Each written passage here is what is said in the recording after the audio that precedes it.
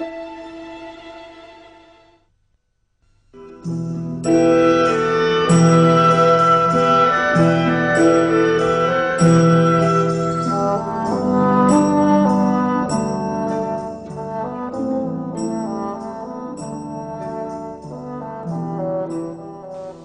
fleuve du Nil.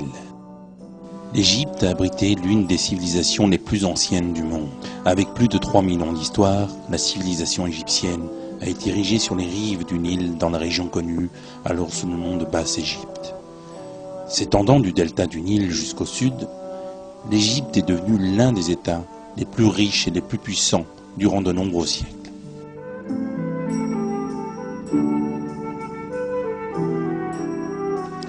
Les Égyptiens avaient un niveau de connaissance très avancé dans les domaines des mathématiques, de l'astronomie, de l'architecture et de l'art.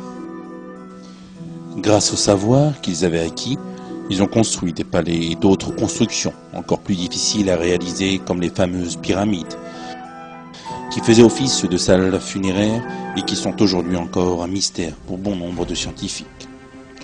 Durant son apogée, l'Égypte ancienne, qui pouvait se prévaloir d'une supériorité technologique indéniable, n'en souffrait pas moins d'une indigence manifeste au niveau politique, dont la manifestation la plus visible était le pouvoir absolu arbitraire que détenait un despote. En effet, dans le Coran, Dieu désigne l'Égypte ancienne comme le paragon même d'un système inique et ingrat, ne reconnaissant pas ses bienfaits et lésant ainsi les plus faibles. Dans un verset, l'un des cruels gouverneurs de l'Égypte, Pharaon, s'est proclamé lui-même divinité. Ô mon peuple, le royaume de l'Égypte ne m'appartient-il pas ainsi que ces canaux qui coulent à mes pieds? N'observez-vous donc pas?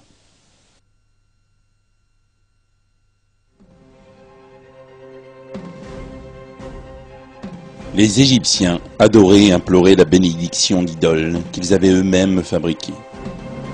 L'une des contradictions fondamentales de ce système idolâtre résidait dans le fait que les rois se considéraient aussi comme des dieux.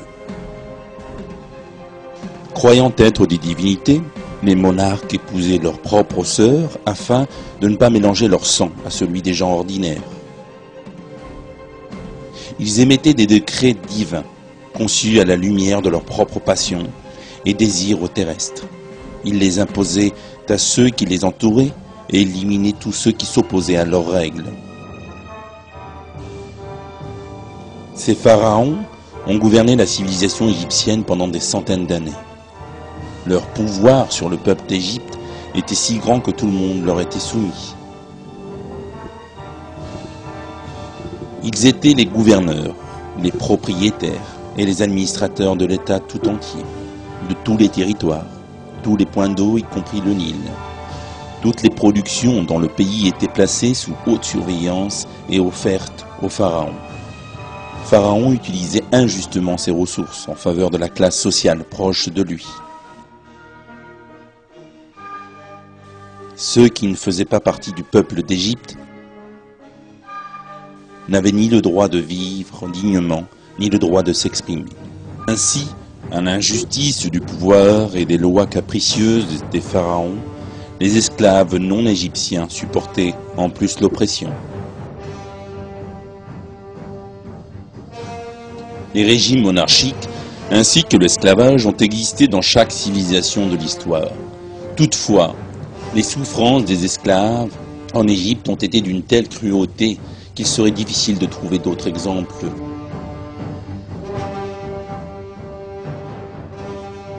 Tous les pharaons de l'Égypte ancienne possédaient des temples et des villes construits afin de donner en spectacle leur pouvoir et leur richesse. Des milliers d'esclaves travaillaient impitoyablement pour la construction de ces villes jusqu'à ce que mort s'ensuive. Ils n'avaient pas le droit de se reposer car ils n'appartenaient pas au peuple d'Égypte.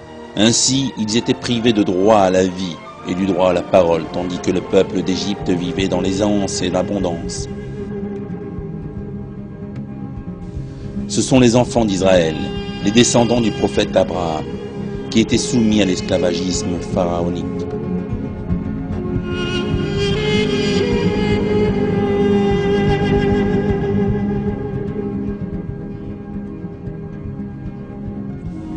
D'après les versets du Coran, les Égyptiens ont asservi et opprimé les enfants d'Israël afin de perpétuer le système d'esclavage. Leur oppression avait atteint un degré tel que même leur nombre était contrôlé. Les femmes capables de travailler voyaient leur vie épargnée et les nouveau-nés mâles étaient massacrés de façon impitoyable.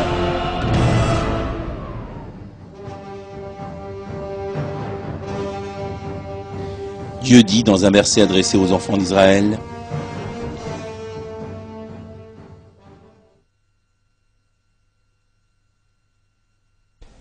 Et rappelez-vous, lorsque nous avons délivré les gens de Pharaon, qui vous infligeaient le pire châtiment, en égorgeant vos fils et épargnant vos femmes, c'était là une grande épreuve de la part de votre Seigneur.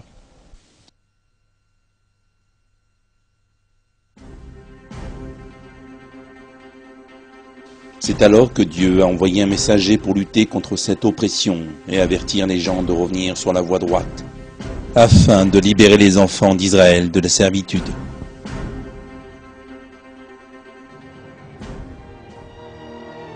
Ce messager était le prophète Moïse.